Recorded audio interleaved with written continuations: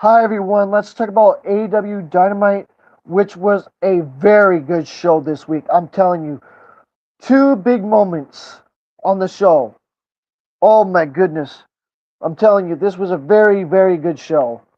Man, I'm telling you, let's talk about this Dynamite. So we started off with Kenny Omega and Swerve Strickland meet one another. They meet one another, face to face, face to face, conversation between Omega and Strickland.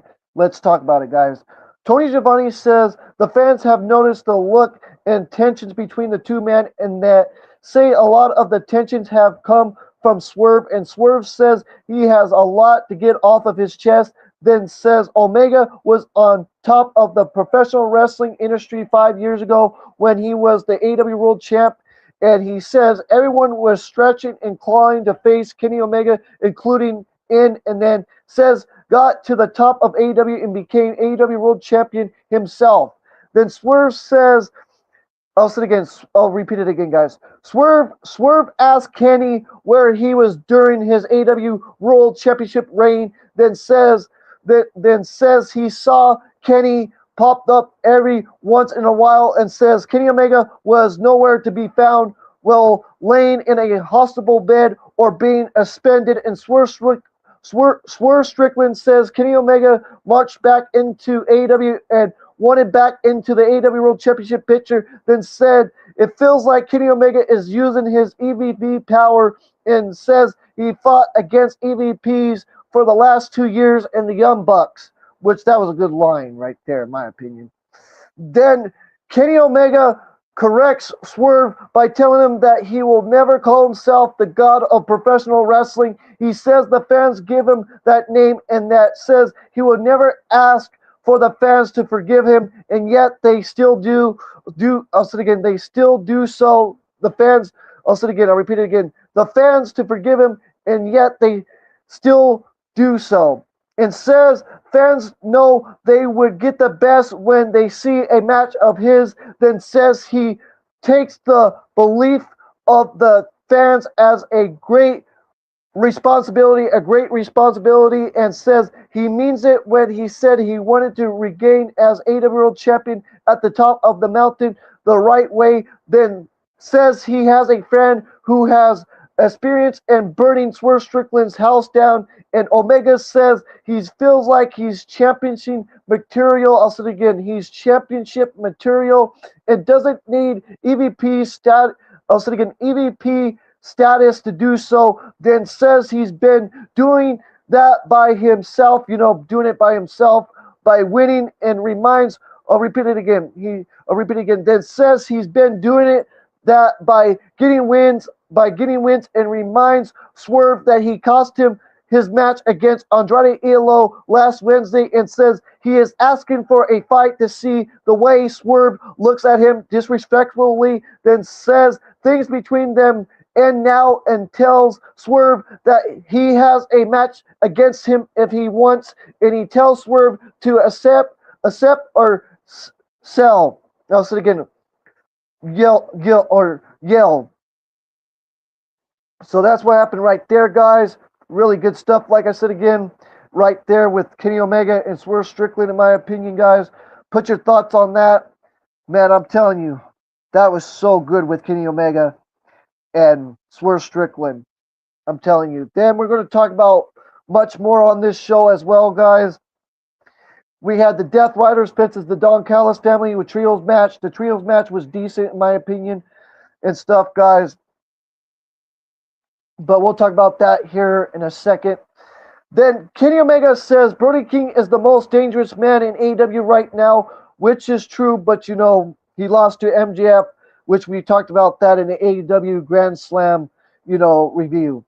Then right now, whether than Swerve Strickland says he'll pull Kenny Omega back in a hospital bed, he wouldn't get back out of Kenny Omega, then slap Swerve Strickland, slap Swerve Strickland, and Swerve Strickland responds by telling Kenny Omega whatever next is on him.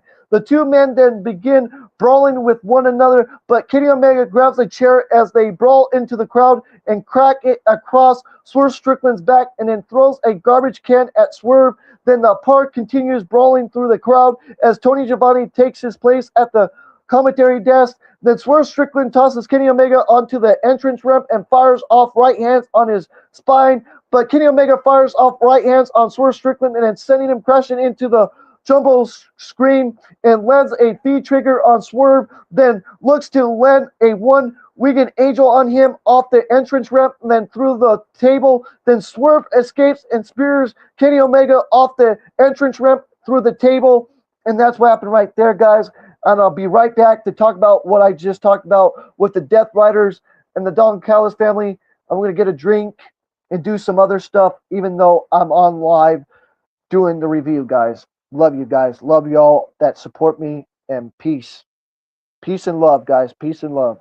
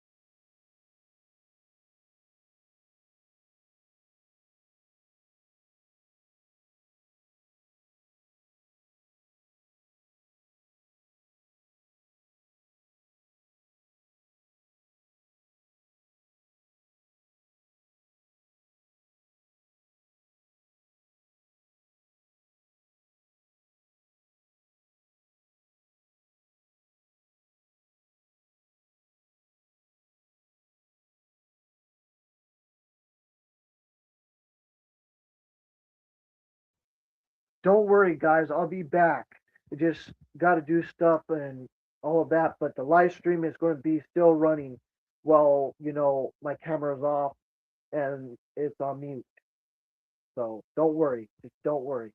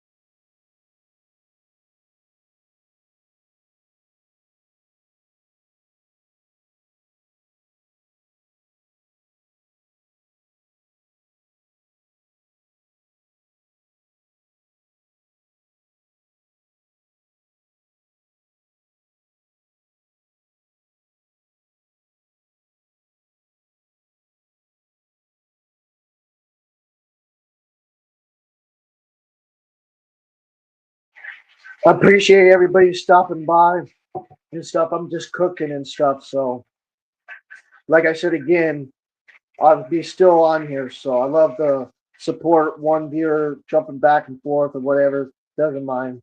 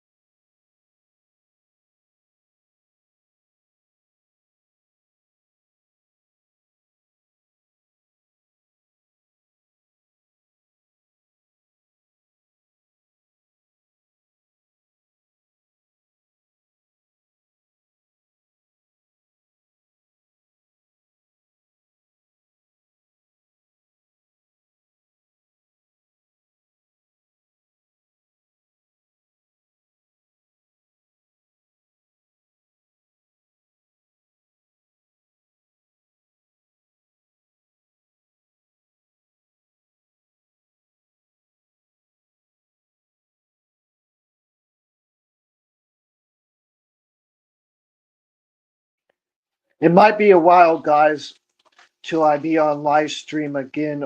Even though the live stream is still going on, it might be a while. Like it might be 30, 40 minutes till I, you know what I'm saying. But still, you know, you could not watch the video because I will not be talking. So you can or not, it's fine. I just like to, you know, relax my late night and stuff, and so.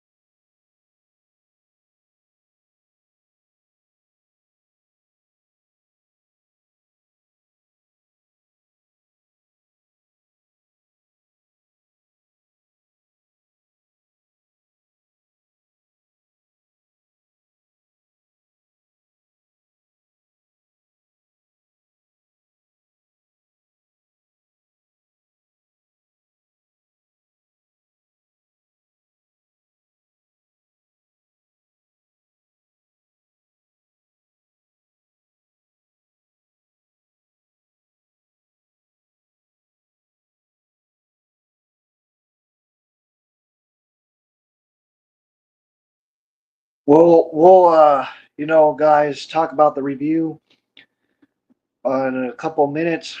Going to eat my food, then eat the other snack in about 20 minutes. So we'll go back and forth.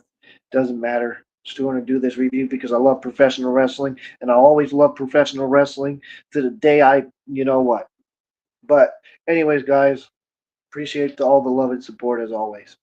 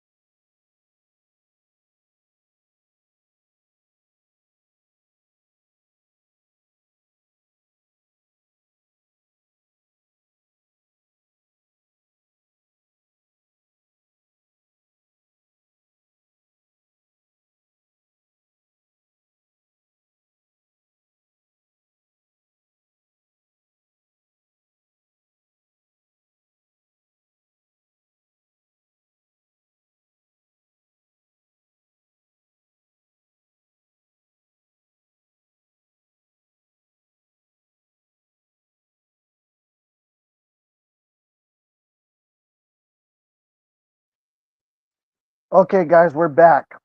So we got the Death Riders with Maria Shafir Fitz as the Don Callis family. Let's talk about it. Pac and Mark Davis begin the action, the bell rings, and the two lock up, and Moxley tags in and fires off forearms and chomps on Mark Davis in the corner, but Claudio Castagnoli tags in and locks up with Mark Davis, and Claudio Castagnoli rocks Mark Davis with an uppercut, but Mark Davis fires off chomps on Claudio and runs him over with a shoulder tackle, and Mark Davis then looks to land a fertile suplex on Claudio Castagnoli, but Claudio Castagnoli lands on his feet and lands a fertile suplex of his own on Mark Davis. And then Tutesta tags it and changed right hands with Claudio Castagnoli, and Tutesta sends John Moxley crashing out of the ring as Mark Davis and Josh Alexander go after Pac and Claudio respectfully, and Josh Alexander fires off right hands on Claudio Castagnoli midsection onto the outside as John Moxley and Tutesta rain down right hands on one another. Then Josh Alexander and Pac then tag back in, and Josh Alexander lands a splash on Pac in the corner, and Pac moves out of the way and lands to fly into the ring from the apron, but Tutesta straps Pac and lands a double chomp on him, and then Josh Alexander then sends Pac crashing off the ring apron with a sliding crossbody to him. Then back from the break, Tutesta raised down Pac with a submission hold, and Claudio Castagnoli fires off uppercuts on Josh Alexander, then sends him crashing into the corner, then lands a running uppercut on Josh Alexander and Mark Davis in opposite corners. Then Claudio then delivers the swing to Josh Alexander, then catches Mark Davis with a scoop power slam before he goes for a pin, and Mark Davis kicks out. Then Claudio Castagnoli rolls up Mark Davis, but Mark Davis kicks out and levels Claudio Castagnoli with a lariat. Then Tutesta and Moxley tag in and then peer and change right hands with one another. Then Moxley turns Tutesta inside out with a lariat. Then Mark Davis rocks John Moxley with an Inzanari, and Josh Alexander lands a German suplex on Pac. Then Claudio Castagnoli runs over Josh Alexander with a big boot before Tutesta dives John Moxley into the mat, and then the Death Riders triple team on Tutesta, but Mark Davis sends Claudio Castagnoli crashing into the barricade, spine first, and then Josh Alexander sends Pac crashing into another one of the barricades, and then the Don Callis family fires off stomps on Moxley. Then Josh Alexander and Mark Davis hold Moxley in place in place. I'll say it again. Josh Alexander and Mark Davis hold John Moxley in place for Tutesta, but Claudio Castagnoli catches Tutesta with an uppercut. Then Pac runs over Mark Davis with a boot and flies over the top rope with a crossbody to level him onto the outside inside the ring. And then Moxley rains down Josh Alexander, who has tagged back in with a sleeper hold, and he follows it up with a Death Rider to him for the win, and that's what happened, and that's how the Death Riders win, and I'll repeat it again, guys. Moxley wears down Josh Alexander, who has tagged back in with a sleeper hold, and he follows it up with the Death Rider to him for the win, and that's how they won, and they defeated the Don Callis family. Then Kyle Fletcher and Lance Archer and Don Callis then make their way to the ring, and then we have Kyle Fletcher faces Tommaso Ciampa for the TNT Championship, and Kyle Fletcher by his side with Don Callis and Lance Archer, guys. Let's talk about this match. This match was a good match, but why have Tommaso Ciampa hold the belt for 2 weeks and then just lose it? You could have just had Mark Briscoe hold the title till last night and then lose it to, Kyle Fletcher, but that would have been my booking. Just had Mark Briscoe hold it to, Grand Slam Australia, then lose it to Kyle Fletcher, if that was the case. You know what I'm saying? But it is what it is. It was still a fun match, but the decision made no sense in my opinion. But then, it makes sense because, Kyle Fletcher is from Australia. But like I said again, if they wanted to do that, they could have had Kyle Fletcher become the new TNT champion in Australia, but, the whole concept. But anyways, guys, this match was still a fun match, even though I didn't like the decision. But anyways, let's talk about it anyways, guys. Let's talk about this fun match, even though, the decision wasn't my cup of tea. The bell rings and Kyle Fletcher rolls out of the ring and he locks up with Tommaso Ciampa when he gets back inside. But Kyle Fletcher runs over Ciampa with a shoulder tackle and Ciampa sneaks up behind Fletcher as Fletcher flexes his ribs. But Ciampa rocks Fletcher with a boot to his face. Then Kyle Fletcher then runs over Tommaso Ciampa with a boot of his own. But Tommaso Ciampa lands a drop kick on Kyle Fletcher's leg and delivers a DDT to him. Then Kyle Fletcher lands an Ascent Breaker on Tommaso Ciampa, then connects with a sidewalk slam on him, then goes for a pin. Then Tommaso Ciampa kicks out and runs over Kyle Fletcher with a clothesline, then yells at Don Callis onto the outside from in the ring. Then Tommaso Ciampa dumps Kyle Fletcher out of the ring, then sends him crashing into one of the barricades, then lands a running knee on Kyle Fletcher before he collapses himself and pats himself on the back. Then Tommaso Ciampa then dumps Kyle Fletcher into another one of the barricades, but Kyle Fletcher catches Tommaso Ciampa with a half Nelson suplex. Then back from the break, Tommaso Ciampa sends Kyle Fletcher crashing into the ring steps spine first with an air run crush, and he runs over Kyle Fletcher with a knee strike back in the ring and goes for a pin. But Kyle Fletcher kicks out and Tommaso Ciampa levels him with a reverse DDT. Then Kyle Fletcher lands a back suplex on Tommaso Ciampa, then lands an Inzanari on him in the corner, and he power bombs Tommaso Ciampa onto the ring apron, then delivers a kick to his chest, then connects with a knee strike on him, then follows it up with a brainbuster and goes for a pin, but Tommaso Ciampa kicks out. Then Tommaso Ciampa lands a German suplex on Kyle Fletcher off the middle rope and pins him, but Kyle Fletcher kicks out. Then Tommaso Ciampa then exposes his knee, but Kyle Fletcher rocks Tommaso Ciampa with a kick. Then Tommaso Ciampa then runs over Kyle Fletcher with a knee strike and pins him, but Kyle Fletcher manages to kick out and Tommaso Ciampa connects with a suplex on him as 5 minutes remain in the match. And then Kyle Fletcher calls for Tommaso Ciampa to charge at him, but Kyle Fletcher delivers a Falcon Arrow to Tommaso Ciampa and a brainbuster for the win and became the new TNT champion Kyle Fletcher. And give it up to Tommaso Ciampa too, guys. Give it up to all the talent in AEW. Give it up to all the talent in professional wrestling. Give it up to all of them. Even though we're doing an AEW review, give it up to all of them. Give it up to all of them. That's what I have to say, guys.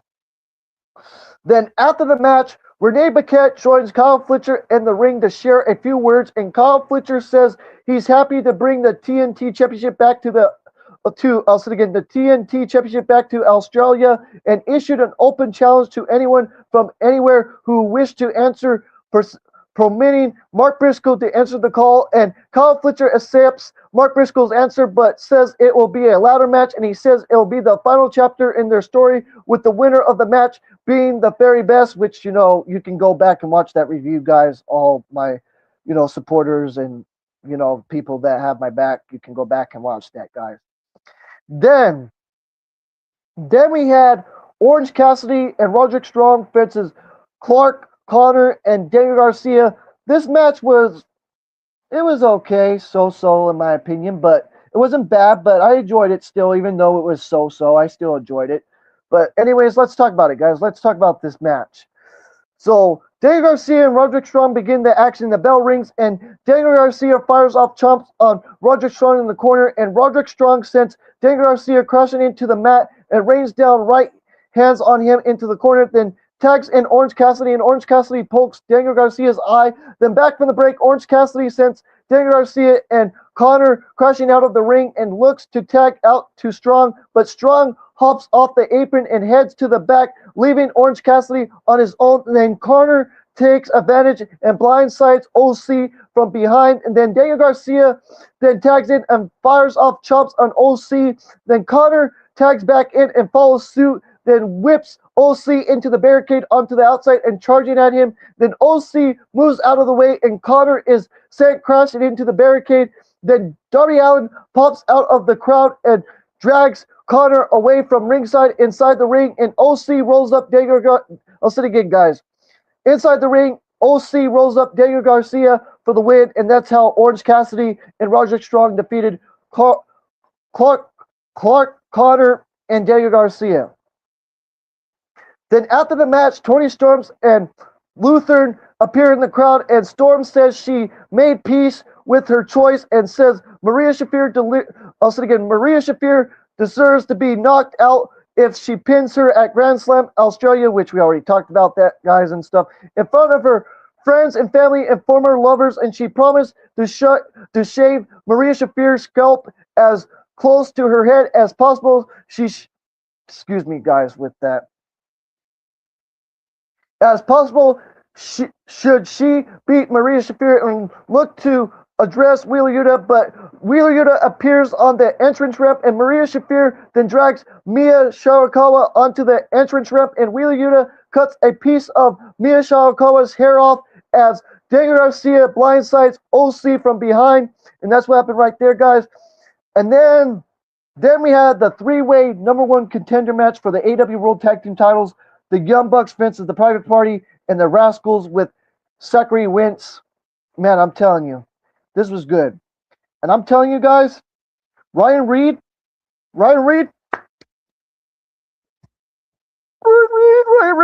Sorry. Too much with the Ryan Reed stuff. Sorry with the too much with the Ryan Reed stuff, guys. But Ryan Reed, I remembered him in MLW. Very talented. Fire emoji, guys, on that. I'll tell you on that. But anyways, guys, let's talk about this three-way #1 contender match. And the Young Bucks won this match. It was a great match, in my opinion. But it could have been better if they would have done something fresh and had the Rascals face FTR. Or, the Private Party already faced FTR, I believe, too, as well. So that would have been something fresh if they would have had the Rascals face FTR. But still, I guess this is the end story with FTR and the Young Bucks. Hopefully, they're going to end a feud between those two. I don't know. We'll see. But anyways, guys, let's carry on with this. So we had the men's Xavier and Isaiah Cassidy begin the action. The bell rings, and the two go back and forth. Bang, bang, bang, bang, bang, bang, bang, bang. And then Mark Quinn tags in, and the Young Bucks and Private Party stare one another down, and Matt Jackson and Nick Jackson look to land double super kicks on Private Party, but Private Party catches them, and Nick then runs over Mark Quinn with a shoulder tackle as Matt and Isaiah Cassidy brawl onto the outside, but the Bucks double team on Mark Quinn, and Xavier rolls up Nick as Ryan Reed dumps Matt out of the ring, but Nick kicks out and Reed flips. Also again, Reed flies over the top rope, then lands a dive on Nick onto the outside, and Xavier then lands a shooting star press off the rope, then takes out the Bucks and Private Party onto the outside. Then back from the break, Matt and Nick ascends up the top rope, and Matt lands an elbow drop on Isaiah Cassidy as Nick lands a suicide on Mark Quinn, as we see Hook watching the action from a box, and then Mark Quinn rocks Nick with an Inzanari before Isaiah Cassidy pins Matt, and Xavier breaks the fall, but Isaiah Cassidy levels Xavier with a DDT, and then Nick then delivers a Canadian destroyer to Isaiah Cassidy, but Damon Xavier lands a reverse Hurricane Rana on Matt, and Reed flies over the top rope to level everyone else onto the outside, which was amazing. I'm telling you guys, this is tag team wrestling. I call this tag team wrestling. Why can't we get stuff like this more in WWE? You can't, because Triple H, Big Nose, that's all I call him Big Nose, because he doesn't know what to do when it comes to match. It's all about, you know. But that's my opinion on that. You can disagree with me. You can agree with me. One thing you can't do is do your bull crap to me on this page, because I have all some of you trolls words blocked. So you think you can get away, but you can't. You can't run, but you can't hide. That's all I gotta say. You can't run, but you can't hide. Like they say. You don't like it? Tough beans on that one. Tough beans. But anyways, guys, carry on to the match. So Ryan Reed tags in and ascends onto the top rope, then lands a 450 splash on Matt and goes for a pin. Then Nick breaks the fall. Then the Bucks land a BTE trigger on Mark Quinn, and they followed it up with a Meltzer driver to Reed for the win. And I'll say it again, the Young Bucks win with the Meltzer driver to Ryan Reed for the win, and the Young Bucks are the #1 contenders. And then after the match, FTR and Stokely make their way to the ring, and FTR begins running their mouth, and Dex Hardwood calls the Bucks second to them. I'll say it again. Dex Hardwood calls the Bucks second to himself, and Cash Wheeler and the Bucks level FTR and grab the AEW World Tag Team Championships belts, then taunt Stokely by pretending as thought they were going to attack him and hand him the belt back. Then we had the main event. Oh, you want to talk about this main event? Oh, man, this main event with Tekla and Chris Statlander. Oh, my God, this was amazing. I'm telling you. This was great. This was another great moment on the show. This was my favorite moment. A lot of people's moment was Kyle Fletcher. This was my moment with Tekla becoming the AEW Women's Champion. This was my moment, guys. This was a big pop for me. I thought they were not going to give Tekla the belt. I thought Chris Statlander was going to retain. But man, I'm telling you, let's talk about this main event. Guys. I'm telling you, guys. Oh man, I'm telling you guys. All the back and forth with the strap. Chris Statlander with the strap, back and forth with the strap hitting and stuff. Blood in this match. Good stuff with blood. You know what I'm saying? We don't get color in WWE as much as we used to. You know what I'm saying? I talk about this all the time on, Spaces, on X. But anyways, guys, like I said again, let's talk about this match.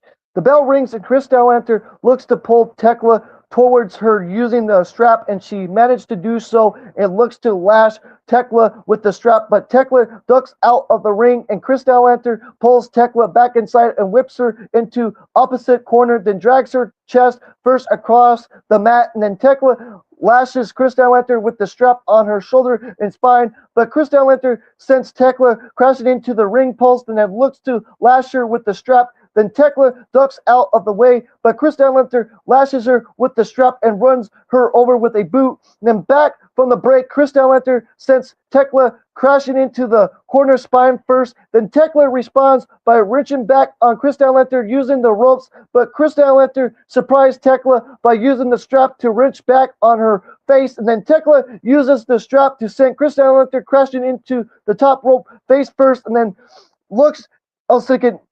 then lands a boot on the side of Chris Statlander's face and levels her with a crossbody off the top rope. Then she goes for a pin, but Chris Statlander kicks out. And then Chris Statlander delivers an uppercut onto Tekla into the corner, then lands a boot on her and follows it up with a scoop power slam. Then Tekla kicks out and Chris Statlander ascends to the top rope, but Tekla lashes Chris Statlander with the strap across her arm. Then Chris Statlander then strap Tekla off the top rope by her knee, but Tekla sits up and lashes Chris Statlander with the strap. Then she lands a superplex on Chris Statlander, but Chris Statlander lashes her with the strap repeatedly across her spine, then lashes her with a cross across the chest.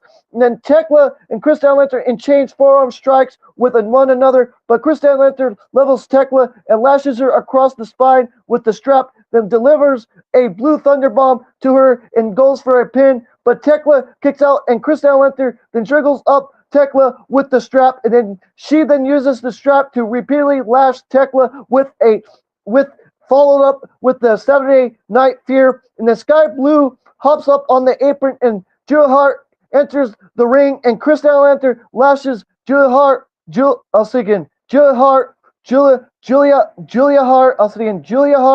with the strap across her midsection, and sends Blue crashing off the apron with a slash using the strap, and then Tekla takes advantage and takes up Chris Statlander into the strap, then delivers a curb stomp to Chris Statlander and wins the match with the curb stomp, and that's how Tekla became the new AEW Women's Champion. And then after the match, Sky Blue and Julia Hart fire off steps. I'll say it again. Blue and Hart fire off stomps on Chris Statlander. Then the Brawling Birds, Hayter and Winters run out to the ring with a bell hammer. I'll say it again, with a bell hammer and pipe in hand to come to Chris Statlander's aid and forcing Triangle of Madness to retreat as the show went off. I give this show, guys, an 8 out of 10. It was a very good show. I gave this show an 8 out of 10, guys. It was very good. I gave this show an 8 out of 10. It was so good. I liked it, guys. It was very good. I love this Dynamite. Big 2 moments. Kyle Fletcher becoming TNT champion again. And Tekla. That's what I talk about. That's what I'm talking about. Like a lot of people have been saying, AEW fans have been saying to you people, a lot of AEW fans have been telling you, these moments mean something. Oh, they don't make stories. They don't do stories. Oh my God, it's so annoying. You guys, you don't have no respect, don't you? Give respect to Tony Khan for giving us matches instead of this. That's what you like? Fine, that's your opinion. But to come after us and threatening our lives, that's not nice. That's not nice. That's over the board bull crap. But anyways, I'm just calling out for what it is, how the IWC is, but anyways, that's all I have to say, guys. And don't forget to like the video, subscribe to the channel, hit those notification bells as always, guys. And like I said again, I gave this Dynamite an 8 out of 10. And don't forget to like the video, subscribe to the channel, hit those notification bells as always. And this is CJD 2006. And I'll say one more time, CJD 2006. And peace out and take care and much love.